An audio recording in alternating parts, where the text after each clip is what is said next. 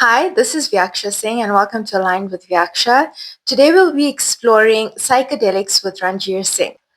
Welcome to Aligned with Vyaksha. Thank you so much for joining us today. You are certainly most welcome. So I wanted to find out more about psychedelics. It's an extensive topic and there's such a wide variety of them. Okay, sure. Yeah. So I know there's plant-based ones, there's chemically derived ones as well. And they obviously differ depending on their duration, intensity, and the emotional impact they have on individuals. And they will differ from person to person, depending on that individual and their experiences. And that brings me to my first question. How were you first introduced to psychedelics? What was that psychedelic and what was your experience like? Okay. Firstly, I heard about ayahuasca. Yeah.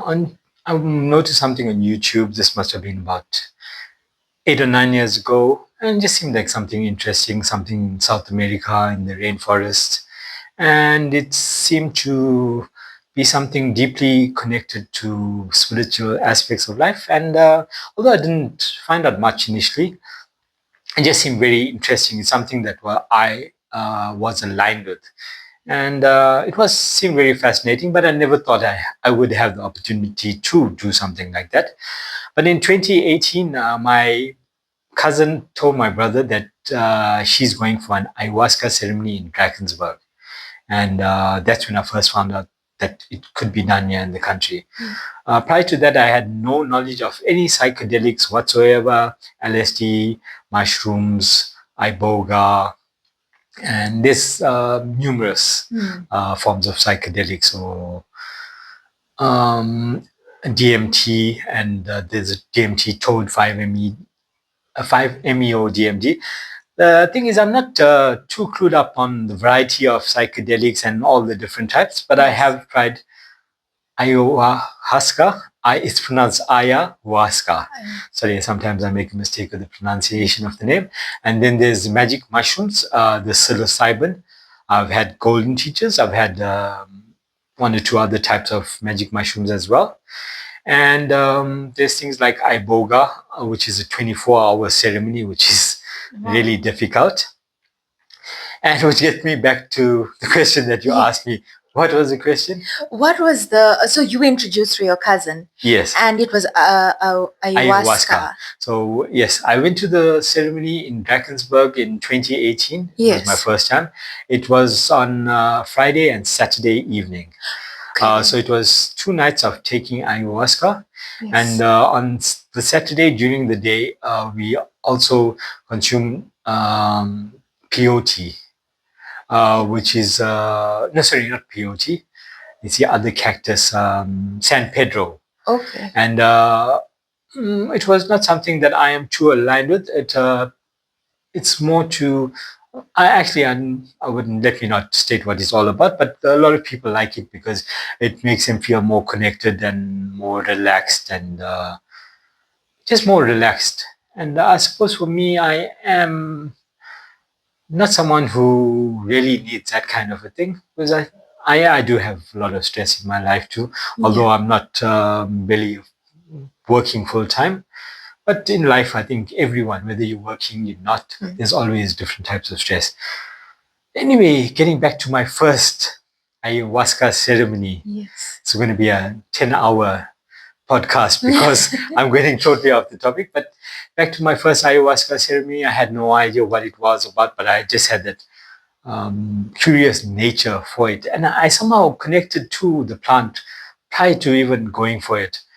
I think deep down inside, I knew this is going to be something that's good for me. Yes. And even the week before going for the ceremony, I in some sort of meditation, I was connecting through the plant, and I felt a connection within me that it was necessary for me to take this medicine, and I knew it's going to help me in my spiritual aspect of life. So preparation for the first ayahuasca ceremony, it was saltless for 7 days, sugarless for 7 days, caffeine free for 7 days, no meat, no meat at all. But I was vegetarian, so it was easy from that aspect. But basically, it seemed like there was like not anything that I could really eat. Yeah. So for that 7 days, I actually had fruit.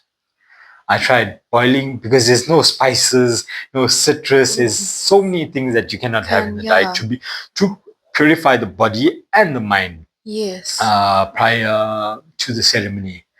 So I was really committed to it, and I basically had very little food for the 7 days, and I tried like plain boiled beans with no salt or anything, and it was like very difficult to eat, even like things like sweet potatoes. Yeah. Where although those were acceptable, it was difficult for someone who hadn't done something like that prior to that. But nevertheless, I did that, and I think I did very well the first week. Yeah. And so I went to the ceremony on the Friday. Probably got there about an hour before the ceremony, and I was one of the last people to go to the ceremony room. So I set myself up, and it so happened that as I set up my place for the night, I noticed in front of me a picture of a Hindu god, which is I consider to be my primary Hindu god at that time, especially. Yes. And the bed that I set up on was facing directly. Was facing the Hindu god directly, and this was in a Randavel in Drakensberg. Yes. And there's a statue of Shiva in this place. And it was before most people knew of this Shiva statue. Before there's tours of the statue, the deity there. And this was when it was just built, and there was nobody actually going to that place. So I wasn't fully aware of the statue as well. Yeah. And but to cut a long story short, it made me feel like I was meant to be there. And so I had a very good start to my ceremony. With the ayahuasca, I know you follow the diet strictly, but I also heard about people who did not follow that diet strictly, and they experienced a lot of they obviously had a different experience, which is why sometimes it's very important if you want to go for one of these ceremonies, you should follow the instructions priorhand if you want like the best outcome of it and to experience it. Yes, I would definitely agree with you there. It's also not just the physical body being prepared. Yeah. It's also a commitment you make to the medicine prior to accept in taking it. Yeah. You form a connection to the medicine because you're sacrificing something. It's just my particular take on it. Yeah. It shows your willingness to offer sacrifice something that you enjoy in your life. Okay. Yeah. As a commitment, I'm willing to sacrifice something to purify myself in order to take in this medicine and to improve my connection to God or the universe or whatever you want to call it. Yeah. And so it's a commitment to that as well. Yeah. It helps you. Somehow the mind-body connection is incredible and it's far beyond my understanding. Yeah. But I'm starting to get a better understanding along the way. Through these experiences. Yes, certainly through these experiences. Yeah. Prior to ayahuasca, I was very much more a mind person. And I thought mind was everything. Yeah. All is mind, the universe is mental. And I thought the body was more of an obstacle to the true connection to the universe or God. But the thing is, we are not this mind, neither are we the body. But the thing is, in this three-dimensional existence, this earthly existence, we are living through this body, we are living through this mind, and we cannot deny that aspect of ourselves. Instead of denying it, we rather connect to it. And I personally think the body is a part to God as well. This is a vessel of God. It's so it's an incredibly important thing. And not only is it once again, it's my take and my understanding through many years, and especially through ayahuasca and mushrooms, it's a deeper connection to the mother God, which is a physical aspect of existence. Whatever we see is the feminine aspect of existence. That's my take. Yes. And I think a lot of spiritual people might agree with me there as well.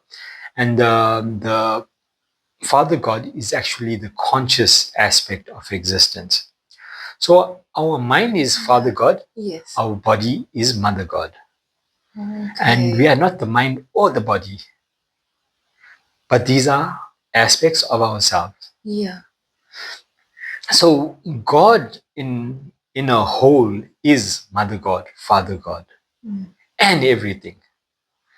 So my take is that the highest aspects of ultimate God is Mother God and Father God, created so that there could be an existence and we are part of that existence too. But it's a multi-dimensional existence. We are what is considered to be a third dimensional existence. And there are much higher levels of existence. And my take on life is that ultimately we are here to evolve. Yes. And to grow. Spiritually, or maybe to grow spiritually for me is a better understanding of who you are. Yeah. And once you get a better understanding of who you are going to grow in every other aspect of yourselves, of life, of existence, once you know who you are. Yes. Because if you don't know who you are, how would you possibly know what to do in life? Yes. Because if a hammer thinks it's a nail, how is it going to fulfill its purpose? That's a good way to put it. You won't know, you won't have any direction. In a say. Wow. Okay. So the thing is, I think plant medicines are such an incredible tool that Mother Earth has blessed us with to come to a deeper truth of the meaning of life. And to ultimately is to connect to the deeper truth. And that's not through mind, it's through the heart and it's through feeling. And that's what life is all about. For me, trying to find a deeper connection to all of existence.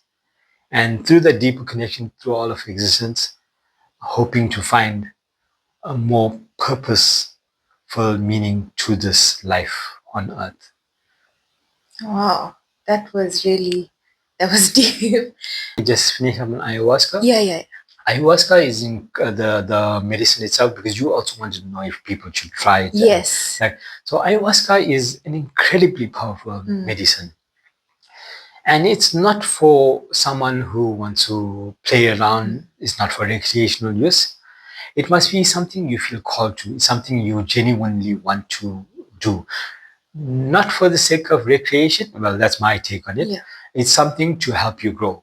But it's not purely just for drinking the medicine and then the medicine is going to do the work. You are still supposed to do the work. It's like a doctor will, you go to a doctor and you have the flu. The doctor is going to give you antibiotics, he's going to give you pain medication, and he's going to give you some, maybe if you've got a sore throat as well, something to treat your sore throat. Yes. So when you go home, the doctor has given you the necessary requirements to heal yourself, to help you heal yourself. Yes. But if you don't take the medication, is it going to help? No, you have to put in that effort as well. Precisely. And likewise with ayahuasca or magic mushrooms or iboga, any of these plant medicine, it's so important for you to do the work after you have taken it. It's going to teach you a lot of things. It's for you to understand what it is that it is teaching you. It's highlighting, yes. Because I know, ayahuasca, you might have visions of certain things, and it's like emotional purging sometimes. So you go through all of these intense emotions, and is it also a form so where you release some of those during that ceremony, or is it something that you work on afterwards Okay, as well? firstly, you my niece. Yeah. I should let everyone know that you are my Yeah. niece here. So I'm quite surprised at the question that you're asking me. I didn't think. Well, you obviously done some research on it, and I'm impressed at the Dad. questions. But nevertheless, I'm impressed at the questions you are Thank asking. you. In order to get those questions from your father, you needed to talk to him and find Find out. out what. So you've done the necessary research. So that's commendable. Thank you. Well done on that, and you were asking necessary questions. Thing is, with the mind body connection, lots of our thoughts affect our body. Yes. We know one of the biggest causes of illness and sickness in this day and age is stress. And what stress are we talking about? Mental stress. Mental stress is not a physical problem. Yeah. It's a mental problem. But from that mental stress, it creates a lot of diseases and dis-ease in the body. Yeah. So it creates an uncomfortableness in the body that over time becomes illness. Yeah. And so the mental aspect of ourselves is such a big plays such a big responsibility in our physical health. Of course, food, what we eat and what we intake, exercise is incredibly important, but the mind plays a major role as well. Yes. So, and in this day and age, this modern world, this modern life that we're living in, overwhelmed by information, the mind isn't able to keep up. The stressful work lives that we lead are really a major burden on the mind. Yeah. So we aren't capable of mentally understanding what we're going through. Yes. And we aren't able to process what we're going through. So people have this ability to just put things aside. Yeah. Everything gets stored into their subconscious, hidden into their subconscious, where they're ignoring it, denying the existence of it, suppressing it. And eventually it will rear its ugly head in some bad way, through anger, through illness, through many negative ways. So the thing is with these plant medicine and well, things like meditation, which is incredibly important, and just self-analysis, self-awareness helps you to understand your mind better, understand who you are. And once you start to understand your mind, understand you realize you're also this body. And we need to nurture this body, take care of the body. And that's the most important thing. Ayahuasca, the other plant medicine.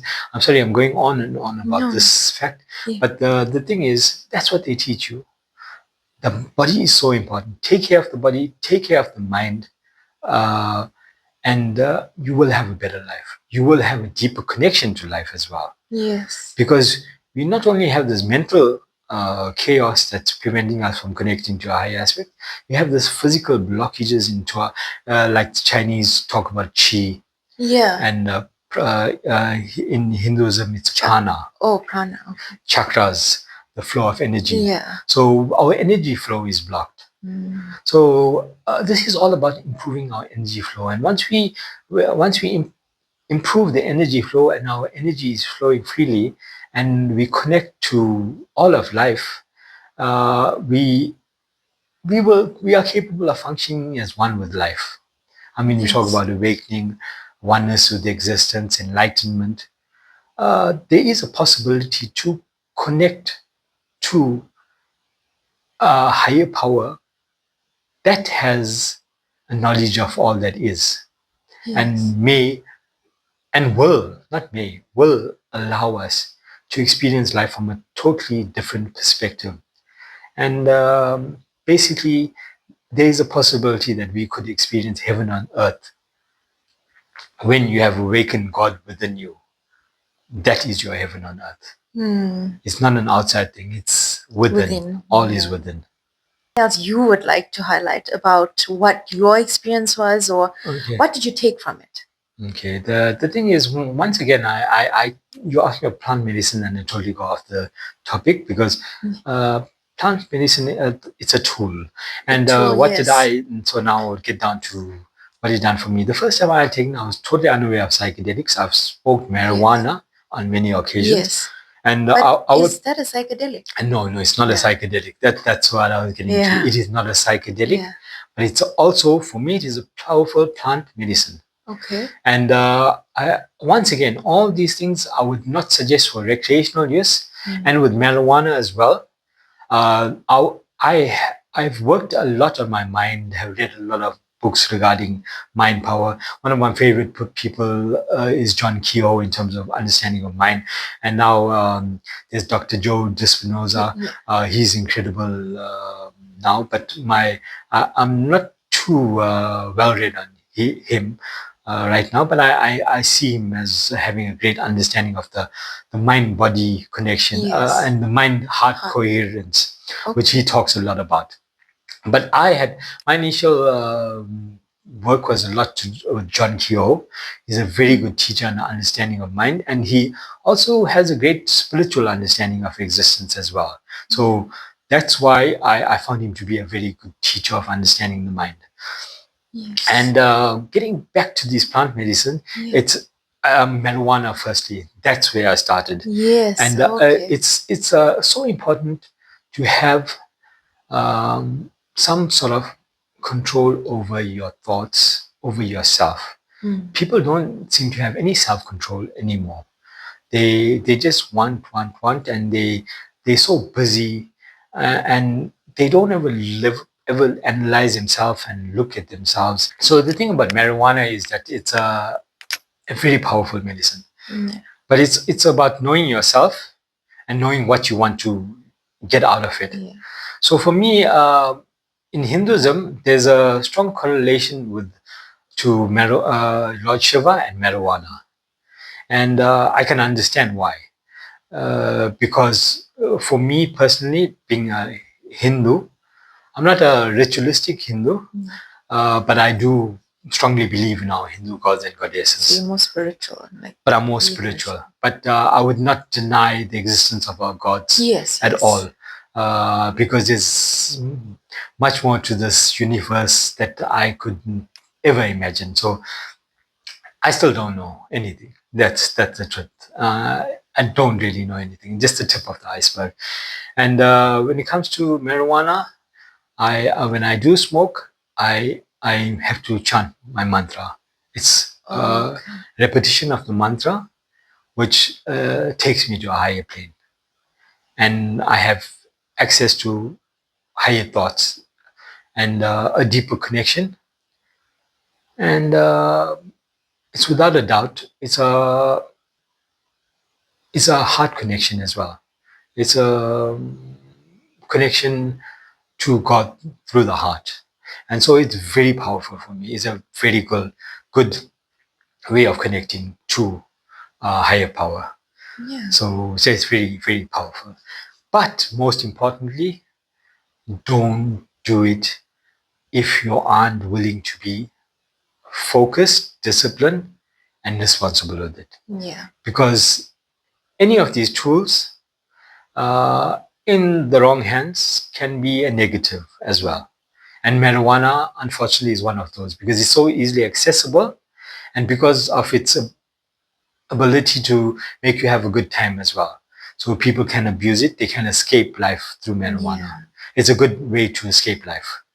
But there needs to be control, there needs to be discipline, and it needs to be used as an important tool to our higher spiritual connection, I would say. That's, for me, was my first access to plant medicine. And how long ago was that? I have to say I started off recreationally. We're talking about the first time I probably had it, I was about 19 years old or so. Okay. Yeah, but then it wasn't something that I had done often. Yeah. And it's only over the last, I would say, 20 years that I've done Yes. it more often, Spiritually. but spiritually, Actually. yes. Okay, so more responsible. I think, yeah, as you get older, you also um you learn more and you maybe understand. Not everyone. I Not was just everyone. about to say that. Not everyone. You have to be self-aware. You have to have Yes, marijuana is an incredibly powerful tool for understanding yourself. Yes. And to making a deeper connection to all of existence, but must be used in a very responsible way. And it can be an incredible tool to a greater understanding of existence. Then I will go on to my first a psychedelic, Yeah. which was ayahuasca. And a psychedelic and marijuana are totally different things. Because a psychedelic is what you would think a psychedelic is. Yeah. Those images of fractals and those machine sounds, and it's a lot of that kind of thing. It takes you into a different realm of existence, and it's almost like a machine existence where you realize you kind of feel you're part of, like, existence is just a big machine.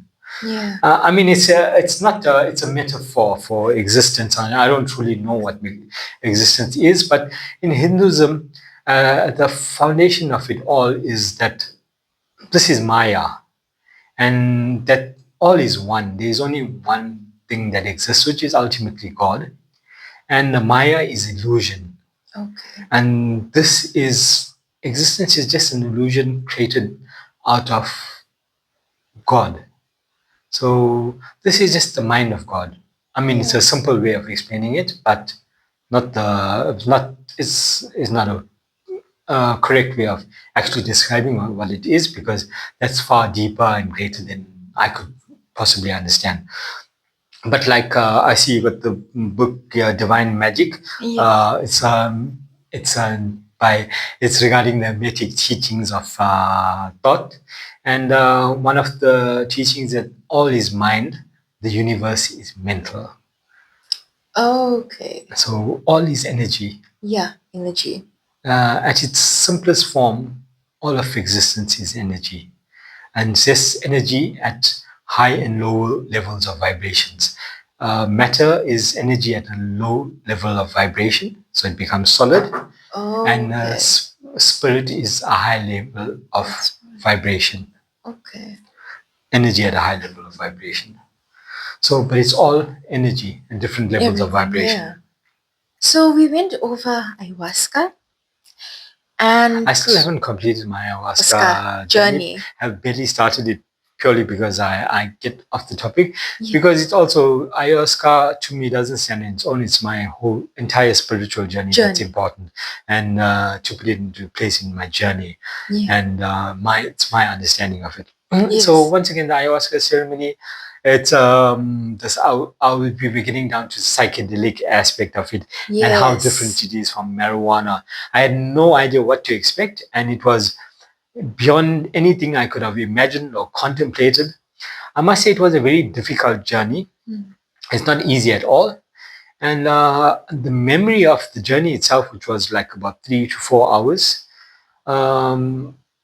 there's not much memory. There's just certain aspects of the trip or the journey, and there's no way that I could possibly describe it to you, because it's nothing in regards to an earthly existence, and it's nothing that my mind could truly contemplate, so it's hard to put into anything into words. But what I'm quite certain about is whatever I had been through was something that had assisted me in dealing with a lot of internal issues or problems, I would say. I've heard it mentioned that an ayahuasca ceremony is like, one ayahuasca ceremony is like 10 years of psychotherapy. Wow. Because it is so profound. I know after my journey, or when I say after, it's directly after, the shaman, the person who conducts the ceremony, the shaman, he had left the ceremonial space, and he had told us whoever wants to leave as well, we can leave. But if you want to remain in the ceremony space, you can remain. So I sat in there, and it seemed like most of the people had remained in there as well for a short while. And even after the ceremony, I just felt this immense light within myself. And I was so connected to the light. It was amazing. I felt that I was the light. And it's something beyond anything you could imagine. It was something that I truly felt that I was. And so I could definitely say it was an enlightening experience. And directly after leaving the ceremony space, I went and sat outside at the fire.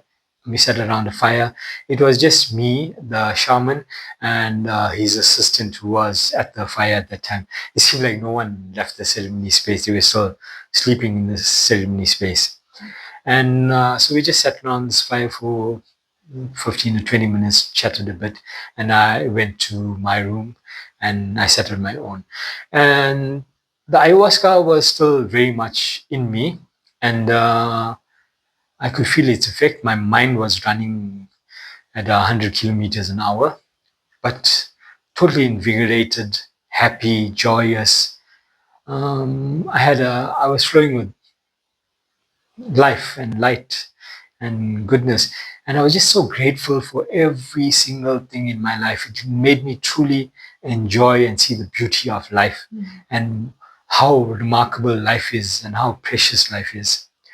And while I was lying down that entire night, ceremony probably finished at about 12, probably went to my room at about 12:30, just before 1, and I never slept.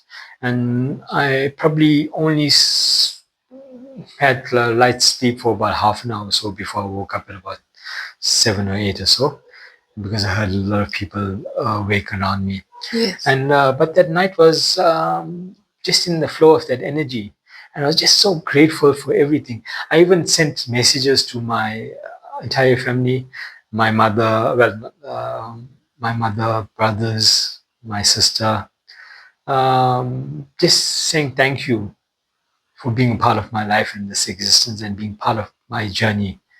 And because everyone is here to teach us things and we're here to learn. All the bad, all the good, it's all here for us to learn.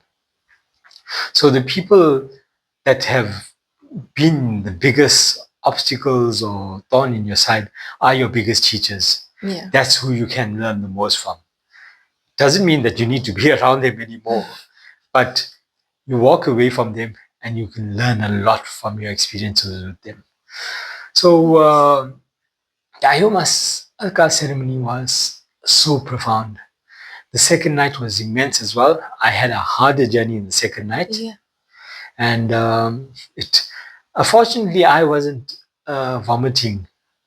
Okay, yes. I was one of the very few people who never take out anything orally. And is that because you followed the I think maybe it was about the diet. diet? I think that You had a were so lot to do with purified, diet. yeah. Yes, I think that had a lot to do with the diet. But on the second night, I was sitting in the toilet for quite some time during the ceremony, and it was very tough. I had walked out of the ceremony space because I could not manage it. Because there's a lot of paranoia set in as well. I was worried my stomach was not at ease, and I was worried that my stomach might work during the ceremony. Okay. So I was very paranoid about that. I wouldn't have wanted it be doing anything while I was in the ceremony. So I went to the toilet, and I was in the toilet for quite some time. Someone had to go with me. And I did not want to get back into the ceremony space. Yes. Because I was very paranoid, very anxious, very not control of my mind. And fortunately, the lady who had come out with me, she was one of the assistants. She told me that I cannot be outside while I've got while I'm in this ayahuasca, while I have imbibed this ayahuasca, and because it's a sacred ceremony space, is a sacred space, so I need to get back in there to make sure I'm in a better energy, because it's I don't know much about spirits and that kind of thing, but when you take in the ayahuasca, you open yourself to spirits, good and the bad. So being in that ceremonial space is protecting you from the bad spirits as well. Okay, yeah. So in order to work with the good spirits. So when I went back in there, I was very uncomfortable.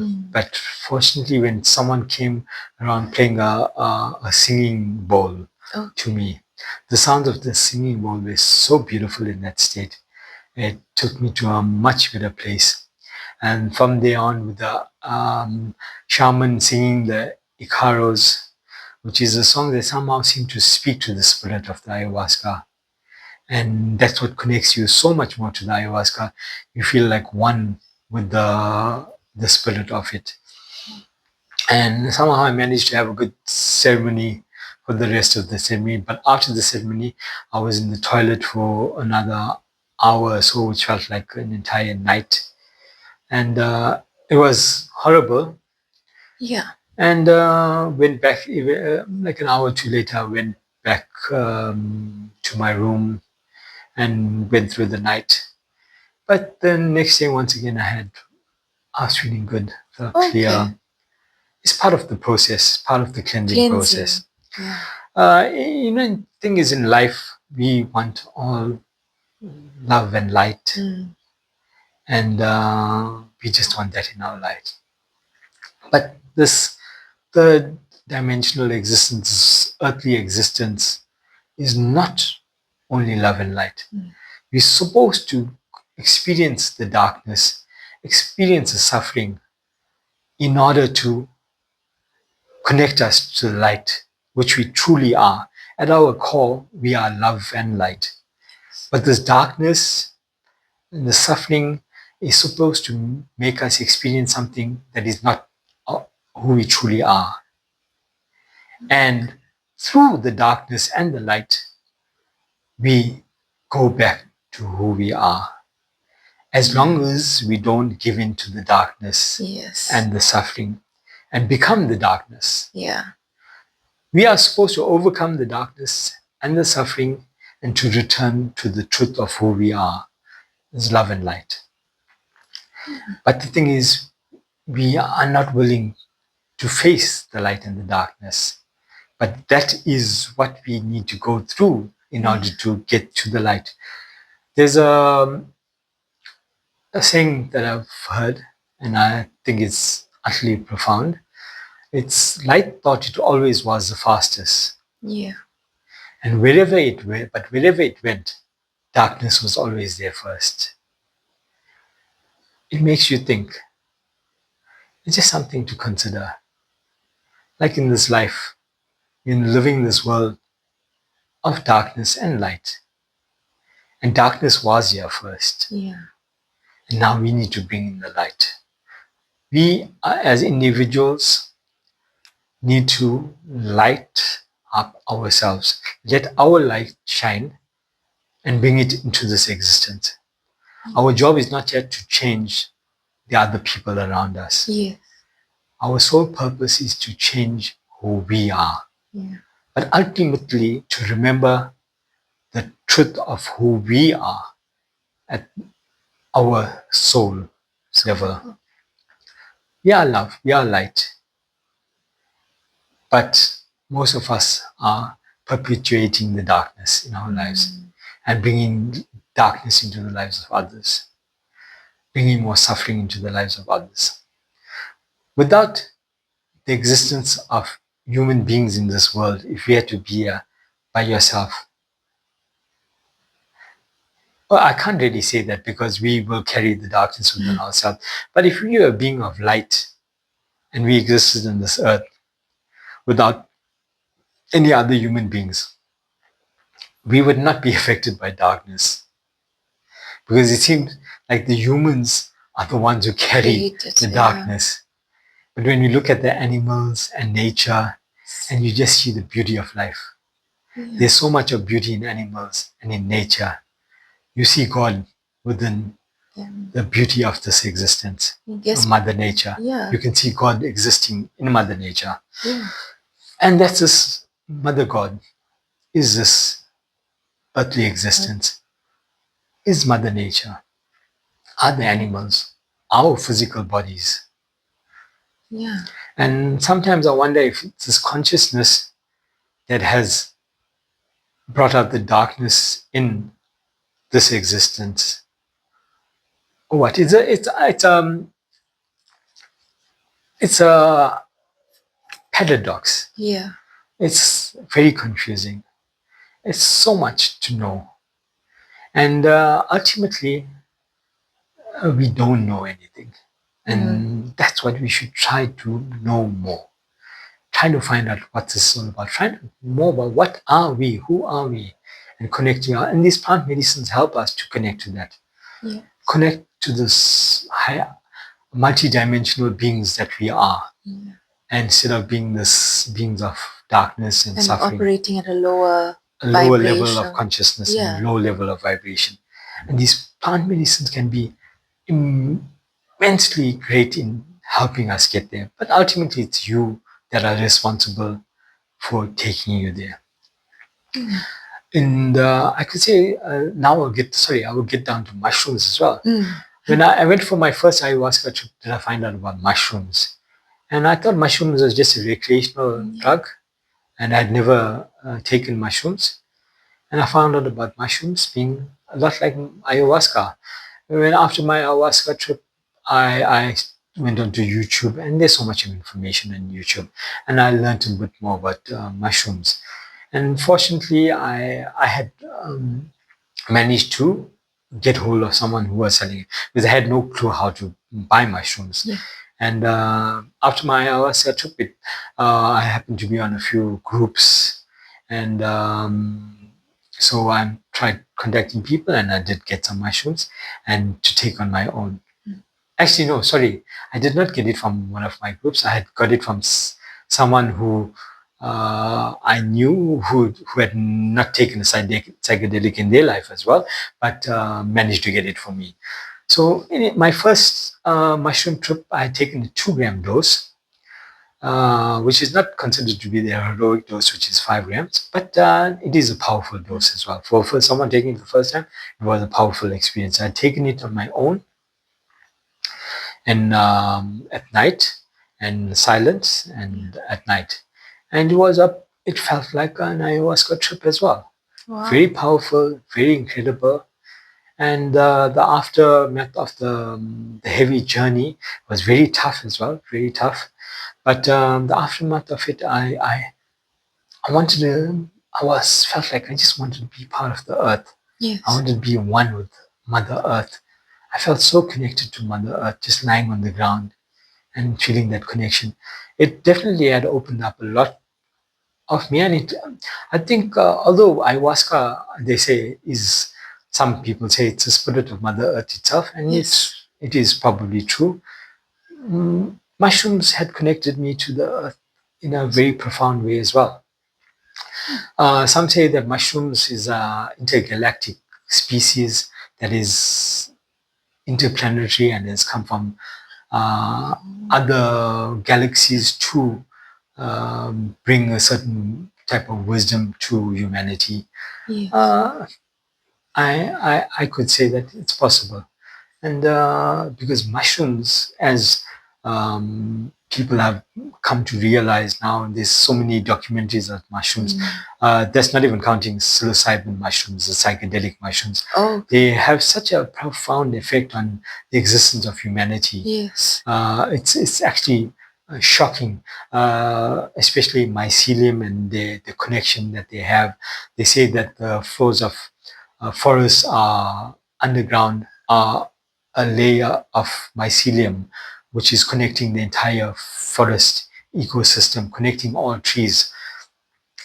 Trees connect themselves through mycelium, which is mushrooms, basically the root of mushrooms. That connects everything, and it's very profound. I'm not going to be able to do it justice by trying to describe what it is, but this is a slight idea of what it is. If anyone is interested, they should go onto YouTube and see what's interesting. There's so much of information out there. I have learned so much of information through YouTube. Yes. And I wouldn't suggest anyone doing mushrooms or especially ayahuasca on their own. First, do it with someone who has experience and who can direct a ceremony. I mean, worst case, I wouldn't suggest you just find anyone. If anyone wants to find out if they know you personally, they could contact you, and I could probably suggest someone. I don't know of anyone at the moment, but I'm sure I could find people because I haven't been in the ceremony space for many years now. And I haven't taken mushrooms. The last time I taken mushrooms is in 2022. Wow. And but recently I did take a 1 gram dose of mushrooms. It was about a month ago, and I wanted to experience it again. And it felt good. I'm not going to do it again longer. And something that I'm also aware of could be a scary thing. I need to prepare for it. So it's not something that I'll just take on any given day. I need to prepare myself. Responsible and Yes, and I want to have a good experience because even a good experience can be incredibly tough journey. But all my experiences were good, but the journeys can be tough. And I find that psychedelics can connect you through life, but it's also what are you looking out of it for from life. And iboga was a 24-hour journey. It was an incredibly difficult journey for me. It was a 24-hour journey of suffering. I was basically most of the time I was upset and I felt like throwing up, but I was not throwing up anything, and I was miserable throughout the journey. I cannot say I discovered something incredibly profound from the journey itself, but the experience was amazing. Was good overall experience, and the shaman who was in charge of the ceremony was incredibly good too. His assistant was incredibly good. So that's so important to have the people with the right energy for their experience. My sister, who had gone for the same experience, your mom, it was for her. It was an amazing experience. She enjoyed it. She thought it was incredible. And but I had taken something out of the journey. Out of that iboga journey, it was a sense to take care of my health, put more effort into my health. I think that suffering was part of me realizing my health is not good. I was ill through that ceremony. 24 hours, I was miserable.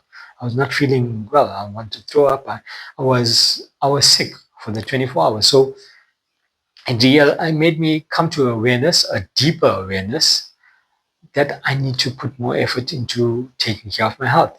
And over the years, you may have noticed, I've improved my health. And so it has helped me in a lot of aspects of my life. So the psychedelics have been great tools to guide me better in my life. I've come a long way since taking the psychedelics, but prior to that, the marijuana has been an incredible teacher. It's still an incredible teacher to me to this day because I'm still learning. I'm still understanding. I'm still growing.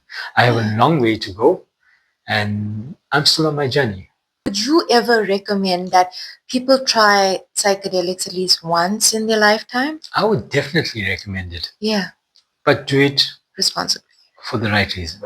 What are you doing it for? Know why you're doing it. Doing it to better yourself, better your life, better the lives of the people around you, because you will inadvertently become a better person if you use it to better yourself and work at bettering yourself as well. It's going to teach you the ways. It's not going to be like reading a handbook. It's a lot for you to figure out. There's a lot to process.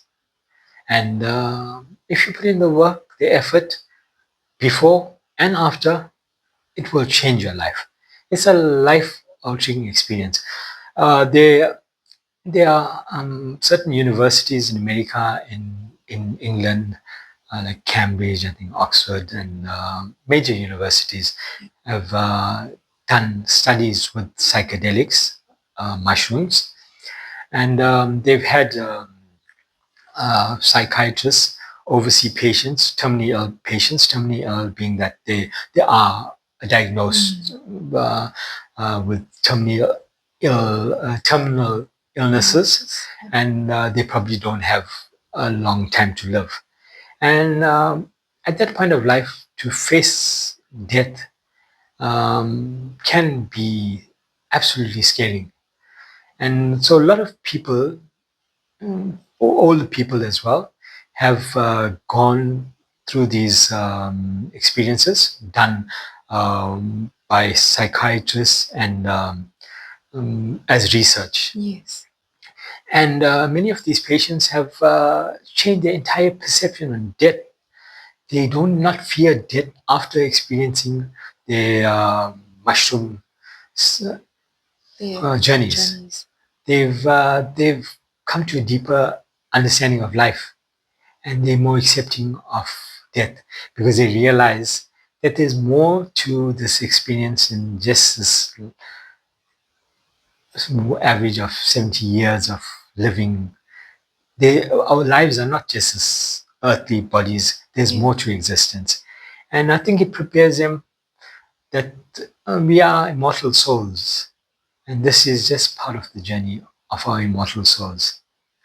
And they probably let go of their fear because of a greater understanding of existence. So it is profound. It's absolutely profound. Those who are really interested in bettering their lives, understanding themselves, and who have put in a bit of effort already, these are definitely invaluable tools. Okay. Definitely invaluable tools. Thank you. Thank you so much for this informative and very insightful talk about psychedelics and your personal experiences as well with ayahuasca, especially. I'm glad I could have given you some insight. I hope it was useful. And I hope it gets to people who want to improve their lives and may consider this as an option. Yeah. Because it is life altering. Definitely. Even if you have a bad experience, it's life altering. Getting back to plant medicine on a whole, I think the greatest thing that it has made me realize is my connection to the feminine aspect of existence and the feminine aspect of my side, because I do believe that we all have a feminine aspect and a masculine aspect as well, and we need to balance the two within ourselves. And the plant medicine has helped me to balance my feminine side, has helped me connect more to my feminine side and balance it with my masculine side, and also to connect me to who I consider to be Mother God, the divine feminine, or also I know as Shakti, Shakti Mata, which is a Hindu aspect of Mother God for me. And I believe is all of this existence. And she, or Mother, Great Mother, will help us in all that we need in this earthly existence. But we need to learn how to connect to her and understand her and serve her as well. And she will serve us in a way that we could possibly never imagine. We could have all good things in this life, but we need to connect to our Mother God or feminine aspect, and she'll help us understand a lot about ourselves and about existence, and help us to lead a much better life. And I think this is ultimately in this day and age, this time that we're going through, where masculine aspect of God has been prominent especially over the last 2,000 years. It's time for the divine feminine to take her place in this existence, and for us to realize that she is this earthly existence, and we as consciousness, our souls, have come to experience this feminine aspect of existence and come to enjoy it and come to experience something that Father God or pure consciousness could not ever experience, being consciousness. It's the yin and yang, the good and the bad, the opposites. You need to know the bad to know the good. It's a difficult concept to truly understand, but these are simple words to try to explain it.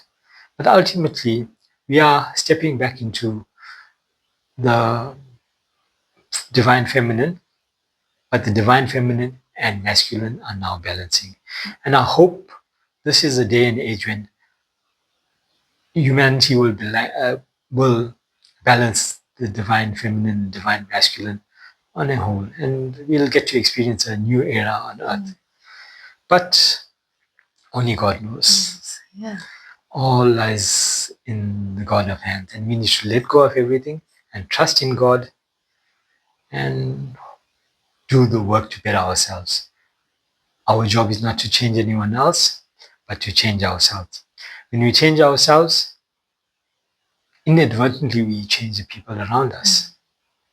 Because if you become better, you are sending up the positive force into this universe, and the people around you are going to be affected first. And at times, it'll also teach you that you need to walk away from certain people. And that is also a good thing. And we'll learn through time. But ultimately, it's all about bettering ourselves and learning about life and enjoying this life too. Yeah. Being grateful. Gratitude is the most important thing in life. Be grateful for every single thing that we have, because there's so much to be grateful for. Recognize the things that we need to be grateful for in this life. There are so much. But it seems like human nature is about being ungrateful for everything. But that is not human nature. It's something that we have learned. We need to relearn a lot of things. We need to learn about life and understand life. And like Nelson Mandela stated, no child is ever born evil. Evil is something that you learn. So likewise, we're born being good. We learn evil.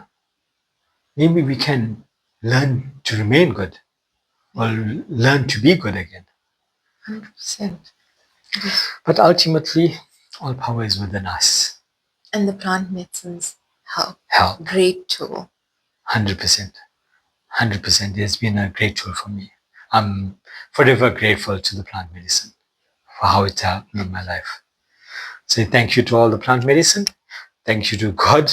Yes. Thank you to all the angels, all divine beings, all the Hindu gods, goddesses. And it's a belief in something that's higher than us that ultimately has helped me a lot in my life.